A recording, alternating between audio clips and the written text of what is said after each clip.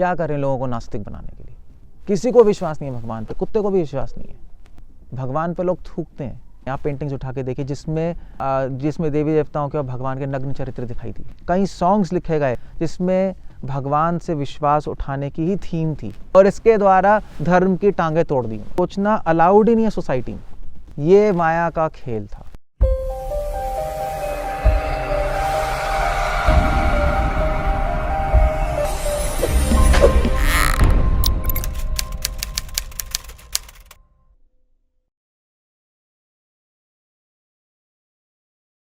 पाँच 500 साल पहले एक विश्व सम्मेलन हुआ जिसका इतिहास में रिकॉर्ड है। ऑफ कोर्स आपको CBSE बुक में रिकॉर्ड नहीं मिलेगा, बट एक ग्रंथ लिखी गई। गौड़िया वैष्णवाचार्य थे, कवि कर्णपूर्ण दास नाम से। उन्होंने ग्रंथ लिखा चैतन्य चंद्रोदय, और उसमें इस विश्व सम्मेलन का पूरा रिकॉर्ड रखा गया। और इस विश्व सम्मेलन को आयोजित किसने किया? वो क्या था, माया ने।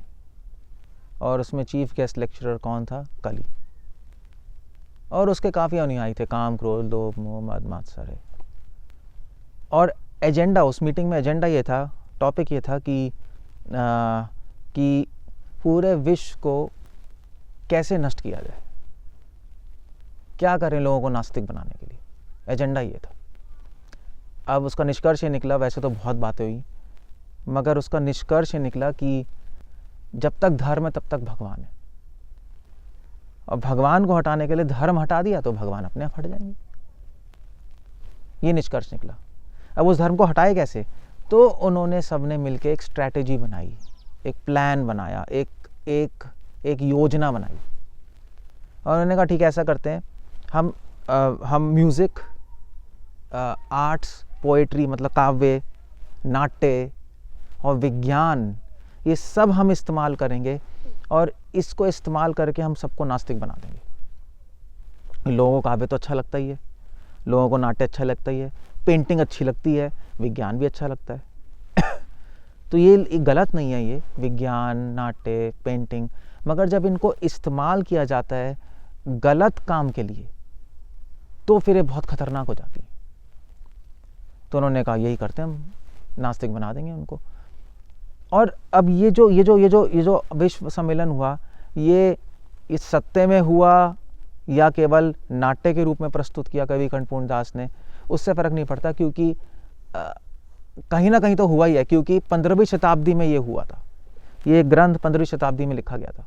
और अगर आप इतिहास उठा के देखें, 15वीं शताब्दी के बाद इमीडिएटली 16वीं, 17वीं, 18वीं, 19वीं और 20वीं शताब्दी में नास्तिकवाद का जो तांडव हुआ, नास्तिकवाद का जो डंका बजा, वो आज की स्थिति से हम देख सकते हैं। किसी को विश्वास नहीं है भगवान पे, कुत्ते को भी विश्वास नहीं है। वो हमारी स्थिति है आज। भगवान पे लोग थूकते हैं, ये स्थिति है आज। अब ये करने के लिए उन्होंने क्या किया? आप देखिए, 16वीं, 17वीं, 18वीं, 19वीं शताब्दी में कई आंदोलन शुरू हुए। जैसे उदाहरण के लिए रेनेसांस, 17वीं शताब्दी में रेनेसांस मूवमेंट शुरू हुआ फ्रांस में, रिफॉर्मेशन मूवमेंट शुरू हुआ यूरोप में, एज ऑफ एनलाइटनमेंट शुरू हुआ यूरोप और अमेरिका में, वेस्टर्न कंट्रीज़ में। और फिर उसके बाद ऐसे कई आंदोलन शुरू हुए जिसमें उन्होंने कई पेंटिंग्स बनाई। आप पेंटिंग्स उठा के देखिए जिसमें देवी देवताओं के और भगवान के नग्न चरित्र दिखाई दिए। कई कविताएं लिखी गई, कई सॉन्ग्स लिखे गए जिसमें भगवान से विश्वास उठाने की ही थीम थी। और विज्ञान, ऑफ कोर्स, विज्ञान तो प्रचार करने लगा कि भगवान नहीं है। 17वीं, 18वीं, 19वीं शताब्दी में, स्पेशली 19वीं शताब्दी में भगवान नहीं है, भगवान, ये सारा संसार प्रकृति के नियमों से चल रहा है, भगवान कुछ नहीं है, अपने आप हुआ है, बाई चांस हुआ है, ये प्रचार होने लगा। अब और नास्तिकतावाद को पूरी तरह इन्होंने प्रेरित कर दिया, बढ़ा दिया। मगर इतना काफ़ी नहीं था एक्चुअली। उस मीटिंग में ये भी डिस्कशन हुई, क्या काफ़ी है? लोगों को नास्तिकतावाद का ज्ञान देना क्या काफ़ी है? लोगों को कन्विंस करना विज्ञान से, पेंटिंग से कि भगवान नहीं है, क्या काफ़ी है? एक्चुअली उनका जो वाद विवाद का जो निष्कर्ष निकला, उन्होंने कहा ये तो काफ़ी नहीं है, क्योंकि अगर आपने किसी को नास्तिकतावाद बना दिया, उसको कन्विंस करके भगवान नहीं है, तो बाद में जाकर हो सकता है उसका माइंड बदल जाए और दोबारा से आस्तिक बन जाए। ऐसा हो सकता है। अगर आपने नास्तिकता का ज्ञान देकर या ज्ञान देकर उनको बना दिया सपोज नास्तिक, हो सकता है बाद में वो कोई और व्यक्ति आ जाए, उनको फिर दोबारा से आस्तिक बना दे। वो उनको डर था, तो उन्होंने कहा एक ज़रूर काम करते हैं हम, ये तो चलो हो गया 50% काम हो गया, मगर इनको हम नास्तिकतावाद का ज्ञान, नास्तिक बनने के लिए कन्विंस नहीं करते, इनको हम पागल ही बना देते। अभी जो पागल आदमी तो ना ज्ञान ले सकता है ना ज्ञान ले सकता, स्कोप ही खत्म हो गया फिर तो चेंज होने का, है नहीं? तो पागल बनाने की स्टेप 1 है कि उनको पहले नास्तिक बनाओ, मगर वो काफ़ी नहीं है, इनको पागल बना दो, समझने की योग्यता ही खत्म हो गई। अब वो पागल कैसे बनाए? तो उन्होंने फिर उसकी स्ट्रैटेजी बनाई, और उस स्ट्रैटेजी को बनाने के लिए उनके हाथ में एक सूत्र आ गया, धर्म का एक सूत्र आ गया, जो कि चैतन्य महाप्रभु ने बोला था 500 साल पहले। ना धनम ना जनम ना सुंदरिम कवितम वा जगदीश कामय ममा जन्मनि जन्मनेश्वरे भक्ताद भक्ति हितु की दुआई। महाप्रभु ने बोला मुझे धन नहीं चाहिए, मुझे जन मतलब फॉलोअर्स नहीं चाहिए, मुझे सुंदर स्त्री नहीं चाहिए, और मुझे कविता, मुझे अहंकार नहीं चाहिए, मुझे महान नहीं बनना, अपने आप को ये नहीं दिखाना। उन्होंने कहा जहाँ ये 4 चीज़ें होंगी, जहाँ लोभ होगा इनका, जहाँ धन का लोभ होगा, जहाँ जन का लोभ होगा, धन खराब नहीं है मगर धन का लोभ, जन का लोभ, सुंदरी का लोभ होगा, सुंदरी खराब नहीं है अगर विवाह हो, सुंदरी का लोभ, और अपने आप को दिखाने का लोभ होगा, तो वहाँ पर भगवान हो ही नहीं सकते, वहाँ पे अधर्म का ही राज्य रहेगा, धर्म की टांगें टूट जाएंगी। तो उन्होंने कहा बस ये करते हैं, इन 4 चीज़ों को हम ले आते हैं, इन 4 चीज़ों के लिए लोभ ले आते हैं, धर्म खत्म, भगवान खत्म, लोग पागल बन जाएंगे। और ये करने के लिए बहुत मेहनत की गई। और कैसे तोड़ा इन सबको? उन्होंने क्या किया? उन्होंने विज्ञान के द्वारा आविष्कार कराए। आविष्कार होना गलत नहीं है, मगर वो आविष्कार जिस तरह से इस्तेमाल किया गया लोभ बढ़ाने के लिए, वो गलत था। क्या आविष्कार कराए? इंडस्ट्रीज बनाई, मशीन्स और कॉरपोरेट्स, वर्चुअल इंडस्ट्रीज बनाई, और उसके द्वारा इंडस्ट्रीज और कॉरपोरेट्स के द्वारा उन्होंने पैकेज दिए और बिजनेस का लोभ दिया, और उससे धन का लोभ घुस गया लोगों में, हमें और पैकेज चाहिए, और पैकेज चाहिए, और धन चाहिए।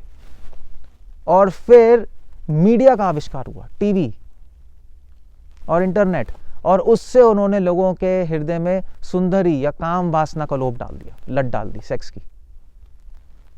और फिर उन्होंने आविष्कार किया उसके बाद फेसबुक और इंस्टा और पता नहीं क्या क्या है आजकल तो, और उससे लोगों में जन्म फॉलोअर्स का लोभ डाल दिया, मेरे इतने फॉलोअर्स हैं, मेरे इतने फॉलोअर्स हैं, ये बात होती रहती है, जन्म भी आ गया। और फिर उसके बाद कविता मतलब मैं बहुत महान हूं, मैं बहुत बुद्धिमान हूं, उसके लिए आविष्कार किया सेल्फी का, मैं महान हूं, देखो मेरी फोटो देखनी, अपनी फोटो खींचते रहते हैं।